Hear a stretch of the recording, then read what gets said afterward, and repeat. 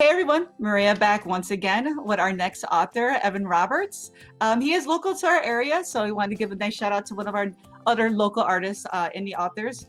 Thank you so much, Evan, for being here with us to do this little Indie Author Day spotlight. So we really appreciate it. Thank you. Yeah, so we'll get right into the questions. Our first question is just all about you. Give us a little bit about who you are, how long you've been writing, and things that inspire you. Yeah, definitely. So thank you again to the Madison Public Library. I really appreciate this, Maria. And I am from Chicago, Illinois. My background, I am a career educator, and I've been really, I guess, driven to become an author over the last several years. Mostly inspired by my son, the children that I teach, as well as just wanting to provide. I think, having a confidence that I could actually write something that would inspire other people. And that's pretty much been the big driving force. I am happily married. I teach at the high school level, and my son is a fourth grader. So he and I, we're always doing cool stuff together, and he's a big inspiration in my life. Nice. That's great to hear. I love it. You mentioned a little bit of what interested you becoming into a writer. Was there any other influences? Anybody writing in your family? Did you always, was writing something you wanted to do? It wasn't something that I always wanted to do. And I can say that I remember distinctly teaching in Chicago and journaling about my early experiences in the classroom. And that was kind of like the beginning part of me becoming a writer, and just journaling about everyday things, like things that students would say to me or experiences that I had in the classroom, and things that I thought were memorable that I would want to look back on, as an educator, just say, wow, look at, this experience, what I was able to go through with my students and help them to navigate and to be successful through whatever challenges they may have had. So I think that was like the starting point. And then from there, just, like I said, the birth of my son was a huge inspiration to me, in writing children's books, and literacy. My wife is an educator as well. So I would say that education, literacy, reading books, the nerdy stuff, as they say, that's been a big part of our household for a long time. I mean, and there's the best way to connect with people, like that's how we connect through like fandoms, through things we like, interests. But yeah, definitely. It's really great that you're writing material that can help, inspire, innovate the younger generation. I love that. As a librarian, we love that stuff. Thank you. Thank you. So you mentioned a little bit you didn't always see yourself becoming a writer. Was there a certain time period when all of a sudden you're like, you know what, I can write this, I can write about this, and you felt confident in it? Like, can you talk about that period where you decided to put your efforts into writing an actual book? Yeah, definitely. I remember distinctly having a student when I taught Chicago who ended up not finishing school, and it was during the my early stages of being a teacher. And any teacher will tell you that that is such a, I don't know, it's a visceral type of experience, Hmm. to have a child that you were working with directly, that you were able to see each and every day, suddenly, not be finishing school for whatever reason. Yeah. And I think that was like the galvanizing point for me. It really was something where I had to do some, I guess you would say, self-reflection, to figure out, what was my mission? What was I really communicating to children about, overcoming adversity? And how could I even use my own life as an example of becoming, the best version of yourself, but at the same time, not allowing the circumstances of life to kind of dictate, where you go. So I would say Yeah. that was like the beginning point, and it led me to wanting to write a self-help series for teens, to encourage and to empower teens. Needed more now than ever. Yes. Overcoming those obstacles with the, just, we're not going to get into it, but with the climate, like it's just one of those things. You mentioned that your son and your students were inspiring you to write it. Was there any individuals outside of that, people you looked up to that are also writers or inspirational speakers, key people in history? Yeah, I would say that when I was in college, I was introduced to self-help books. So I was introduced to Brian Tracy's book Focal Point, and that started me on my journey. And now, all of these years later, if I look at my library, it's man, just chock full of books, self-help books, Napoleon Hill, Les Brown, Tony Robbins, like all of these great individuals who have, I think, messages that are timeless. So they have been a big inspiration to me. I will also say in the children's space, I've been very, very excited about the work of Kadir Nelson. I love him as an illustrator. I also love his work, in terms of being a writer. I love Derek Barnes's work. He has a number of books that are great, including Crown, which I think is a phenomenal story. So those types of books I think have been a big part of just shaping who I am. And I do know this, when I was first starting on my journey to become a children's author, I would go to the library all the time, check out picture books, children's books. My son and I, we would read them. I come home with like 20 books. These are just stacks of books, right? And we're reading them, but it was just great. I love those stories. I think they're engaging, and I think that that's something that has been an inspiration for me. That's wonderful. You definitely took the limit of books. You go to 100, you know that, right? So don't cap yourself at 20, okay? Right. You mentioned a little bit that you said you first started journaling when you first started writing. Do you remember any of the first stories you've written, or anything you could share with us as one of the first pieces you actually wrote? Yeah, definitely. So my journals were all about things that I saw that I thought were, I guess you would say, like unfair things that kids were going through. I taught on the west side of Chicago, and I taught in a community that was pretty much economically depressed.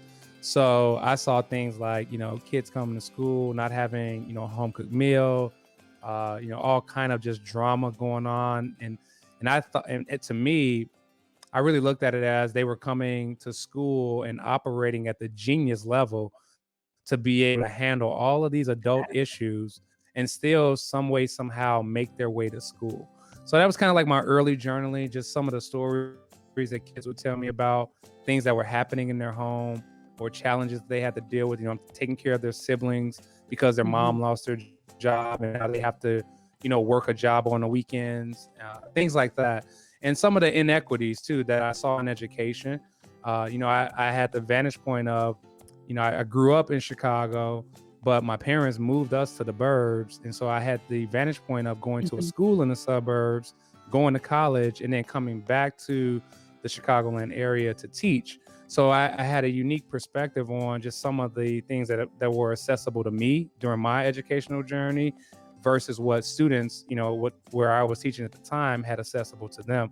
And it was stark. The differences were just too great to even compare. So that was kind of the beginning of my journals. And then that led to me wanting to create a self-help series for teens. Definitely. Yeah, nobody knows like living in Chicago or going to school in Chicago. And so you've actually gone to school and lived in Chicago. It's definitely a vast difference and from being in the burbs, but your perspective on the kids coming to school and being able to digest their outside living situation and then still come to school. That was a great perspective. A lot of people don't think that way, to actually see the strength in that and not just the weaknesses. Yes, it hinders maybe their performance, but that's a lot of strength to endure something in life like that. I like that. That was nice. Thank you. Thank you. Yeah. So this is a funner question, and it could go any way. It could be something you like to. It could be a fandom. Does that have to be serious? Is there a novel or story that you wish you have written? Well, when I look back at like some of the timeless authors, some of those books that, like my son has upstairs, you think about, I think about stories like, let me see, what is the title of the book where, with the monsters, the classic story of the monsters? Where the Wild Things Are? Oh my, yes, that is it. Where the Wild Things Are. That is a story I wish I would have. That is a cool book. It's a timeless story. Any of the Dr. Seuss's book, I think it'd be awesome to have written because they're timeless. You can read them at any period of time. They make sense. Kids love them. So I think those types of books. I also have a friend who wrote Hal Elrod. He wrote the Miracle Morning book, which is a book on how to use your morning to empower the rest of your day and to basically establish this routine that helps you to become as productive and as successful as possible. And a lot of the tenets in the book, I've been practicing for years. I read them like, man, I should have written this book. Beat you to it. He Because beat it you was, to it. yeah, it beat me to it, but it was so good. And a lot of the things that he shares are just very timeless things that if you think about and you do them and you implement them, can have a huge impact on your overall productivity. So I think, the self-help books, there are a few out there that I feel like I should have written. And definitely there are some children's books that I absolutely love. Awesome. So a few more questions. So getting into a little bit of what in these authors do. So have you faced any challenges of it being an independent author, and what were they? Yeah, this is something that I consult and talk to people quite a bit about, because a lot of people see where we are now. I have 20 books that we have published since the children's side of things since 2016. Oh, sorry about that. It's okay. And so I think the biggest challenge for authors who are going the indie route is the upfront amount of money that you have to invest. Because if you think about like what goes into a book, so editing, cover design, laying out the book, not to mention if you plan on printing physical copies of your book, those are major expenses that a lot of times, I think they stand in the way of authors actually getting into or wanting to go the indie route, because there's so much money that you have to have available in the beginning. I also think another big challenge for me personally was figuring out distribution. When you are traditionally published, distribution, you got a team of people working with you. They're helping you to get your distribution out there. But as an indie author, man, all of that's on you. You got to figure out how your book's going to be sold, how to get it on Amazon or Barnes & Noble, how to, you have to walk into your local library. Hey, I'm an author, right? You have to build those relationships. And so those things they take time and they don't happen right away. And I think that presents a unique challenge as an indie author. Yeah, definitely. All that and marketing. Marketing itself is its own beast. It's Oh, like my another goodness. job. Yes. I would, if I were to go back, I would say that writing the book was 10% of the journey. 90% of it was figuring out how to market effectively. Yep. And of course, there are benefits to being an independent author. There's not always just the challenges. What are some of the benefits you find being an independent author? Oh man, so I have some great stories. If I go upstairs, I got some rejection letters from when I sent my books out when I was first starting out. So I guess that's one big benefit. You don't get rejection letters. That's a good way to look at it, though. You're like, your positivity level stays the same. Yes, your self-esteem is not dampered. But no, I would say some major advantages. So number one, speed to market. You can, if you understand what you're doing, you can write your book, I would say in 30 days or less, maybe 60 days or less. And if you understand what you're doing, you could have a finished book in your hand within 90 days, right? Depending on how far along you are with your manuscript. So just, time to market, I think, is much faster. Traditional authors, you're looking at anywhere from, 6 months to maybe 2 years to go that route, especially, and that's if you have an agent. If you don't have an agent, now you're spending time trying to find an agent who's going to represent your work. So I think the speed to market is a huge advantage. And then for me personally, I love the control. So I can go in, I can change a title, I can change characters, I can, augment my layout, my cover design, whatever it is I want to do. I can change the pricing on the book if I want to. I love that. I think that's a cool advantage to have. And then the potential for higher earnings. If you look at like Amazon, for example, on if you have an ebook, you can earn royalties of 70%. On your print book, you can earn royalties of 60%. So, I mean, those are huge percentages, and you don't get those kind of numbers going the traditional route. And even if you're a big name person, you still have to, that first batch of books have to sell in order for you to cover that initial advance that they give you. So I just think that those advantages, higher income, more control, speed to market, are like the big ones that stand out for me. Great. Yeah, definitely a lot of good points in that one. We have, where do you hope to see yourself or your writing in the next, I'm going to say 5 to 10, because we were like, why did you say 10 so long? And I'm like, okay, 5 to 10. And the next 5 to 10 years, is there a goal you're hoping to accomplish in the next couple of years? Yes. So our goal is to create. We first of all, the name of my children's series is the Kahari Discovers and the Kahari Junior series, and it is our focus is on diverse, educationally based children's books, picture books. So we want to become like the number one brand when it comes to, books that parents, educators want to find and use for their children to help them with their early literacy skills, and we want to be like known for that. So I would say that's one of the goals. The second goal is, I want to write 100 books. Like I thought that starting this would be a very audacious, Hmm. crazy goal that would push me to write all the time. So that's a goal, to write 100 books. And I Caldecott award, winning some of these other prestigious awards. I think that would be an amazing feat to do, and just empowering children. I mentor kids now, and when before COVID, I was going into classrooms and sharing my journey and being an author, and kids love it. They just soak it all up. They're like, oh my God, it's so cool being an author. And just encouraging them to write, encouraging them to read, encouraging them to express themselves has been such a godsend for me, such a blessing. So those are the things that I look. Nice. I think you freeze up just a little. Okay, there you go. No, 100 books. I'm gonna keep track of your journey because I want to see how long it takes you to get to the 100. So last question we have is just knowing what you do now. What would Yeah. you tell new up and coming writers that you learned now through the process? I know a lot of it's trial and error, but is there any words of wisdom you can give to any new and up and coming writers? And I get this from Tony Robbins. Tony says, find somebody who is playing a game at a level higher than you are and join that person or join that group. And I think there's power in networking and connecting with the professional organizations that are linked to specific genres. So, for example, this weekend, I'm actually doing a workshop at the Society of Children, of which I've been a member of. And I've gone to conferences and I learned so much from my colleagues and my peers in the writing world.